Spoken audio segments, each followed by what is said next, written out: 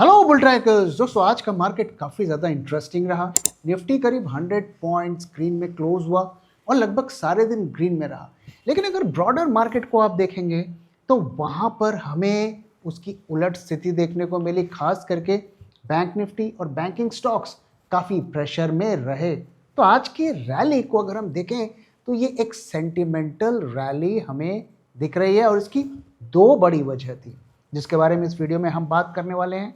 साथ ही मैं आपको कुछ ऐसा डेटा दिखाऊंगा जो आपको हैरत में डाल देगा और ये इस तरफ हमें इशारा करेगा कि शायद आने वाले कुछ दिनों में मार्केट में बड़ी उथल पुथल मचने वाली है। तो आइए एक एक करके इन सभी डेटा पॉइंट्स को स्टडी करते हैं। तो आज के मार्केट रैली की जो सबसे बड़ी वजह थी वो है आईटी सेक्टर। और हम देख सकते हैं कि आज आईटी सेक्टर एकमात्र ऐसा सेक्टर था जिसने अच्छा परफॉर्म किया, करीब 2.37% का गेन दिया। और शायद रियल्टी को अगर आप छोड़ दें तो कोई भी 1% से ज़्यादा का गेन नहीं दे पाया और ज़्यादातर सेक्टर्स प्रेशर में रहे, ज़्यादातर स्टॉक्स भी प्रेशर में रहे। आप देख सकते हैं कि सभी स्टॉक्स यहाँ पर आपको निफ्टी आईटी इंडेक्स के ग्रीन में दिख रहे हैं और इसका लीडर रहा इन्फोसिस।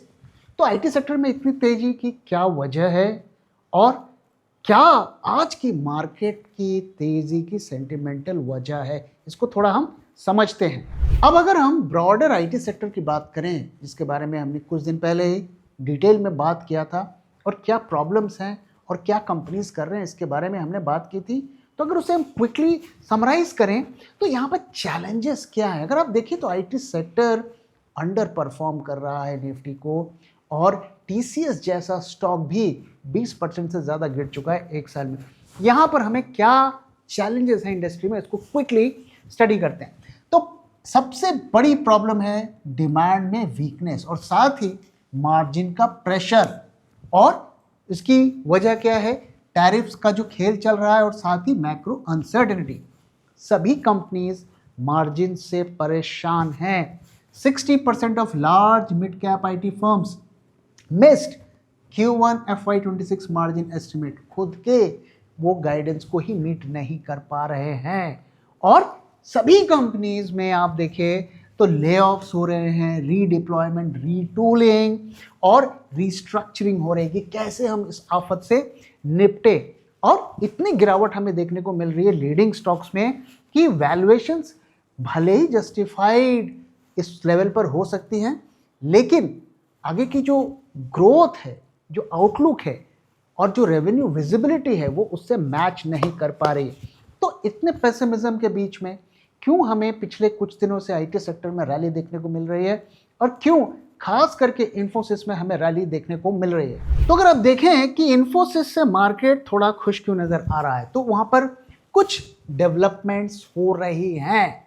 तो यहाँ पर देखिए तो उन्होंने अपने मार्जिन्स को बढ़ाने की काफ़ी वो एफर्ट लगा रहे हैं। तो revamping delivery to win large deals in uncertain market, ऐसा कंपनी का कहना है। वो बंडल्ड ऑफरिंग कर रहे हैं, एक पैकेज बनाकर क्लाइंट को सोल्यूशन दे रहे हैं जिसमें apps, cloud, IT infra, AI और वन पैकेज। तो इंस्टेड ऑफ कि हम आपका ये सॉफ्टवेयर बना देंगे, हम आपको ये सपोर्ट दे देंगे, वो पैकेज बनाकर दे रहे हैं। इससे क्लाइंट की भी कॉस्ट की सेविंग होगी और उन्हें भी बड़े डील्स मिल पाएंगे, इन्फोसिस को भी मिल पाएंगे। साथ ही सभी कंपनीज एआई पर खासा फोकस बनाए हुए हैं। तो pitching AI powered outcome based solutions to client, तो इन्फोसिस भी उन्हीं कंपनीज की तरह एआई पर फोकस कर रहा है। क्रॉस बीयू फ्लेक्सिबिलिटी, तो हम जानते हैं कि जो आईटी कंपनीज होती हैं उनमें वर्टिकल्स होते हैं, डोमेन्स होते हैं। तो कोई मैन्युफैक्चरिंग में काम करता है, कोई फाइनेंशियल पे काम करता है और जनरली हमें वो इधर का उधर नहीं करते हैं क्योंकि वहाँ पर उनकी स्पेशलाइजेशन बिल्ड होती है। तो अब वो कह रहे हैं कि यहाँ के लोग यहाँ भी काम कर पाएंगे, इस तरीके के मॉडल पर वो काम कर रहे हैं। लेकिन अगर हम उनके फाइनेंशियल्स को देखें तो fewer big deals but performance stronger versus peers. तो बड़े बड़े कॉन्ट्रैक्ट्स तो नहीं मिल रहे हैं, हम जानते हैं उसकी वजह क्या है। तो लेकिन उनका परफॉर्मेंस बाकी के आईटी कंपनी से थोड़ा बेटर होता हुआ दिख रहा है। स्टॉक अगर आप देखिए कि डाउन है, लेकिन टीसीएस से कम है। हम जानते हैं कि टीसीएस उसका इमीडिएट कॉम्पिटिटर है, तो स्टॉक उससे कम गिरा है। टीसीएस ज़्यादा गिरा है, एचसीएल उससे भी कम गिरा है। तो मार्केट खास करके इन्फोसिस से क्यों खुश नजर आ रहा है? First sign of revival, Infosys notes improved client expending in 2025 ahead of pairs.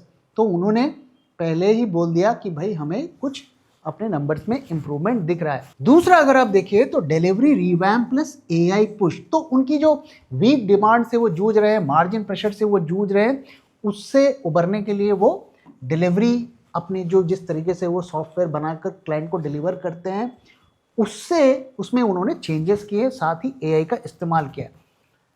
Infosys aiming to be the first major IT player, signaling a turnaround story।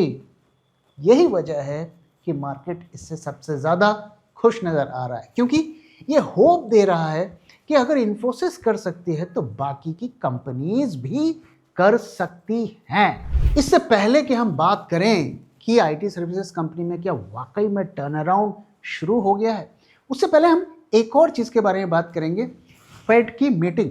और हम जानते हैं कि आईटी सेक्टर का सबसे ज़्यादा बिजनेस यूएसए से आता है, वहाँ की इकॉनमी से इसका डायरेक्ट कोरिलेशन होता है। तो अगर फेड के जो भी टैक्स कट्स हैं उससे वहाँ की इकॉनमी को बूस्ट मिलता है तो इन कंपनी को डायरेक्ट उसका फ़ायदा मिलेगा। तो दूसरा जो ट्रिगर था वो था फेड की मीटिंग। तो आइए इसे भी समझते हैं कि फेड की मीटिंग में क्या पॉजिटिव और नेगेटिव रहा। तो लेबर मार्केट की अगर बात करें, क्योंकि लेबर मार्केट से ही रेट कट्स के डिसीजन लिए जाते हैं, एक इम्पॉर्टेंट क्राइटेरिया होता है रेट कट का, वहाँ पर उन्होंने कहा कि लो अनएम्प्लॉयमेंट है but weak job creation, hidden softness. तो यहाँ पर कोई क्लैरिटी नहीं है कि ये उसके फेवर में है या फेवर में नहीं है। साथ ही सितंबर में एक छोटा रेट कट हो सकता है, इस तरफ फेड चेयरमैन ने इशारा किया। तो Pavel hints at rate cut but rules out aggressive easing in 2025। तो हम जानते हैं वो लगातार बहुत प्रेशर में है डोनाल्ड ट्रंप से, हो सकता है उन्हें खुश करने के लिए छोटा सा रेट कट कर दें, लेकिन उन्होंने कहा है कि बड़ा रेट कट आने वाले क्वार्टर्स में नहीं होगा, कम से कम इस साल नहीं होगा। Some push for deeper cuts, others fear inflation come back. मतलब कि रेट कट अगर हो भी जाता है वापस से इन्फ्लेशन बढ़ेगा और फर्दर रेट कट्स को वो इंपैक्ट करेगा। Underlying weakness, decline in both worker demand and supply, cautious stance, ऐसा फेड का कहना है। जून 2024 को अगर आप निफ्टी में पैसे लगाते तो आज आपके रिटर्न्स बनते सिर्फ 6.5%, और अगर आप बुल ट्रैक 2024 पोर्टफोलियो में पैसे लगाते तो आज आपको दुगने से भी ज्यादा रिटर्न मिलता। और गौर करने वाली बात यह है कि पिछले दिनों जो मार्केट में हमें ब्लड बाथ देखने को मिला, उस ब्लड बाथ में भी हमारे पोर्टफोलियो ने लगातार पॉजिटिव रिटर्न्स दिखाए। और ये कोई तुक्का नहीं है, क्योंकि ऐसे ही शानदार रिटर्न्स हमने अपने 2021 पोर्टफोलियो में भी अपने सब्सक्राइबर्स को दिए थे। 2021 के पोर्टफोलियो में 21 में से 7 स्टॉक्स ने 100% से भी ज्यादा पीक रिटर्न्स दिए और 15 स्टॉक्स ने 50% से भी ज्यादा रिटर्न्स दिए। और कई स्टॉक्स जैसे कि भेल and Cochin shipyards multi bagger साबित हुए। तो आखिर हम ऐसा कैसे कर पाए? Being a SEBI registered RA, I can tell you, सिर्फ फंडामेंटली स्ट्रॉन्ग स्टॉक को सिलेक्ट करने से ही आपका पोर्टफोलियो ग्रीन में रहेगा, ऐसा जरूरी नहीं। उसके साथ टेक्निकल, क्वांटिटेटिव और डेटा एनालिसिस भी जरूरी होती है। सबसे जरूरी है कि आप स्टॉक को किस प्राइस पर खरीद रहे हैं, और इसीलिए हर स्टॉक को जो हम बुल ट्रैक पोर्टफोलियो में ऐड करते हैं उसे गुजरना पड़ता है bull track in house research के 10 स्ट्रिंजेंट क्राइटेरिया से, ताकि आपको मिले एक शानदार स्टॉक एक शानदार प्राइस में। तो देर किस बात की, आज ही सब्सक्राइब करिए बुल ट्रैक पोर्टफोलियो को हमारी वेबसाइट bulltrack.in को विजिट करके, या स्क्रीन पे दिए हुए नंबर से हमसे कांटेक्ट करिए।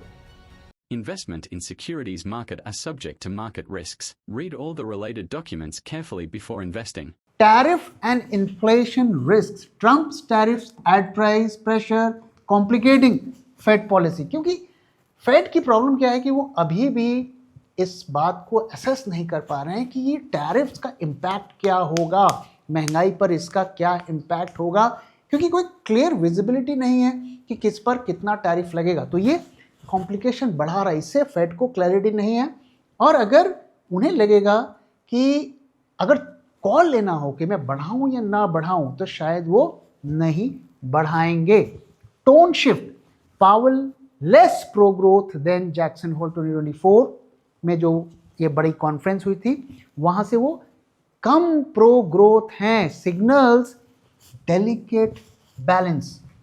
तो अगर यहाँ पर आप देखें मैसेज क्या निकल कर आ रहा है कि ठीक है हम छोटा मोटा रेट कट तो कर देंगे, लेकिन कुछ बड़ा उम्मीद मत करिए। अब दोनों चीज को हम देखते हैं कि एक तरफ हम कह रहे हैं कि आईटी सेक्टर में टर्न अराउंड होगा, होने के साइन समय मिल रहे हैं, दूसरी तरफ रेट कट्स की संभावना है। अब ये दोनों को अगर आप देखें तो वो आईटी सेक्टर के लिए कितना पॉजिटिव है और वो हमारे जो मार्केट्स हैं उसके लिए कितना पॉजिटिव है। तो अगर हम आईटी सेक्टर की सिर्फ बात करें तो क्लियर कट है कि फेड बहुत ज़्यादा कोई रेट कट्स करने वाला नहीं है। उन्होंने क्लियर कट बताया कि छोटा मोटा रेट कट होगा, तो ऑब्वियसली ये बहुत ज़्यादा बूस्ट हमारे आईटी सेक्टर को नहीं देगा। दूसरा कि जो हम टर्न अराउंड की बात कर रहे हैं, हमें ध्यान रखना पड़ेगा कि ये कंपनीज बहुत बड़ी हैं, इसमें बहुत सारे लोग काम करते हैं और ये छोटा मोटा टर्नओवर पे हम कितना भरोसा कर सकते हैं। अगर आईटी सेक्टर में टर्न अराउंड हो रहा होता तो क्यों टीसीएस 12,000 लोगों को निकालती। तो ये जो खबरें हैं जो इधर उधर से आ रही हैं, ऐसा लगता है कि इन खबरों का इस्तेमाल करके न सिर्फ मार्केट को चढ़ाया जा रहा है बल्कि रिटेल को एक बार फिर से फंसाया जा रहा है। क्यों? क्योंकि अल्टीमेटली आपके नंबर्स आपकी औकात बताते हैं। कौन सा नंबर ऐसा है? क्या उनके रेवेन्यू बढ़ गया, क्या उनका मार्जिन बढ़ गया, क्या उनकी क्लाइंट डील बढ़ गई, क्या उनके जो पाइपलाइन में कॉन्ट्रैक्ट्स हैं वो बढ़ गए? कुछ भी नहीं बढ़ा। सिर्फ उन्होंने ये कहा कि हमने कुछ प्रोसेस इंप्रूवमेंट किया है, कुछ हमने अपने मार्जिन बढ़ाने की चीज़ें की हैं, लेकिन अल्टीमेटली आपका प्रूफ तो वही होगा जब नंबर्स आपके पॉजिटिव दिखेंगे। तो इसलिए इन डेवलपमेंट से बहुत ज़्यादा ऑप्टिमिस्टिक होने की ज़रूरत मुझे लगता है कम से कम नहीं है, और हमें कम से कम एक क्वार्टर का वेट करना चाहिए कि नेक्स्ट क्वार्टर आते आते आप अपने नंबर्स दिखाइए, तभी हम मानेंगे कि आपके यहाँ टर्न अराउंड हो रहा है। अब अगर फेड के रेट कट हो जाते हैं, उसका भी एक सेंटिमेंटल बूस्ट मिलेगा, शायद हमारे मार्केट्स भी थोड़े चढ़ जाए, आईटी सेक्टर में भी रैली हो जाए, लेकिन अल्टीमेटली हमारे सेक्टर्स तभी परफॉर्म करेंगे जब हमारी कंपनीज, हमारी इकॉनमी परफॉर्म करेगी। अब देखिए, आपको पता है रेट कट होने वाला है, अमेरिका को पता है रेट कट होने वाला है, तो क्या एफआईआईज ने बाइंग करनी शुरू कर दी?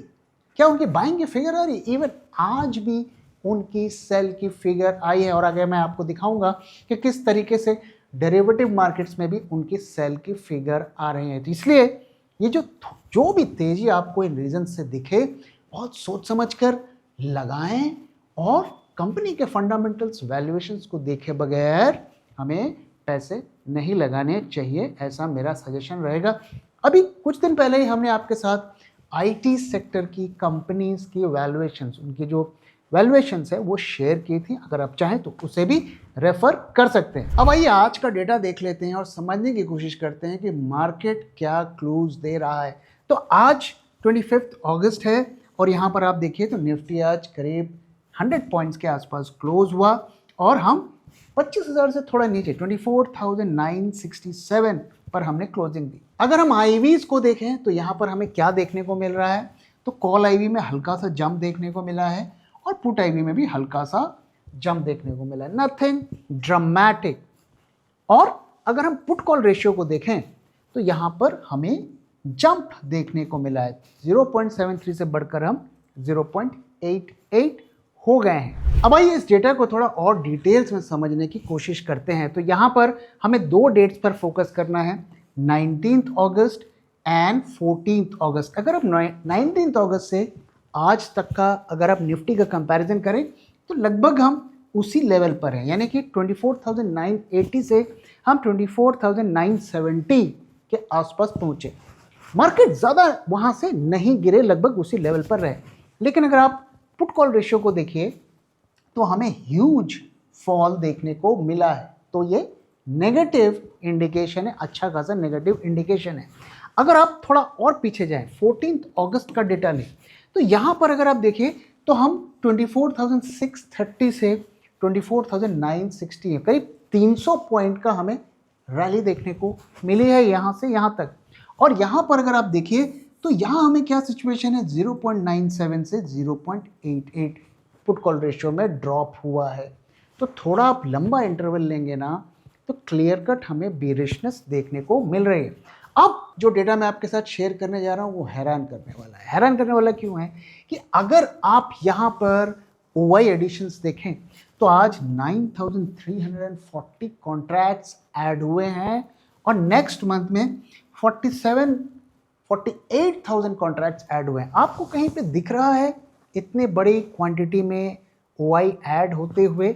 जब ये सीरीज शुरू हुई थी तब बेशक यहाँ पर ऐड हुए थे, उसके बाद आप देखिए किस तरीके से दोनों मंथ्स में कॉन्ट्रैक्ट्स ऐड हुए। यूजुअली जब रोल ओवर होता है तो यहाँ पोजीशंस कटती हैं, वो नेक्स्ट मंथ पर मूव करती हैं।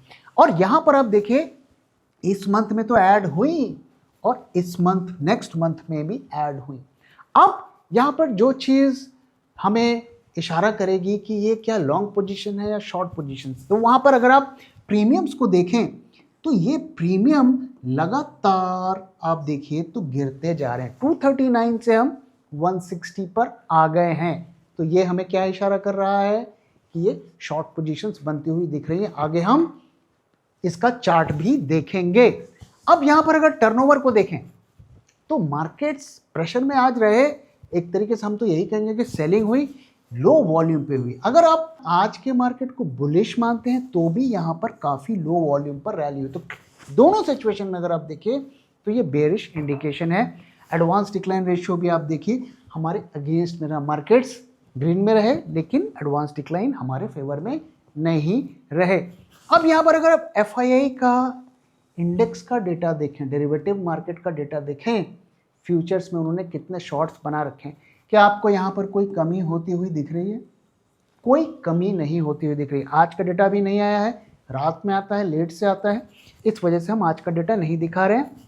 तो लगातार उनके डेरिवेटिव मार्केट्स में शॉर्ट्स बनते जा रहे हैं। साथ ही इक्विटी मार्केट का डेटा आप ट्रैक कर ही रहे हैं, वहाँ पर भी लगातार शॉर्ट्स बनते जा रहे हैं, सेलिंग की फिगर्स आ रही हैं और आज भी उनकी सेल की फिगर आई है। तो नेक्स्ट मंथ का अगर आप प्रीमियम का चार्ट देखें तो वहां पर हमें क्या देखने को मिल रहा है? अगर आप देखिए तो ये जो रैली हमें यहां पर देखने को मिली है, प्रीमियम्स में लगातार डिक्लाइन होता हुआ दिखा है। तो क्लियर कट ये इंडिकेशन है कि कम से कम हैवी बाइंग फ्यूचर्स में नहीं हो रही है, शॉर्ट्स की तरफ ही इशारा कर रहा है। अब आइए क्विकली चार्ट की भी एनालिसिस कर लेते हैं। तो हमने आपके साथ शेयर किया था कि ये जो रैली चल रही है इसका टॉप 24,165 है। ये इससे पहले ही हमने आपके साथ शेयर कर दिया था।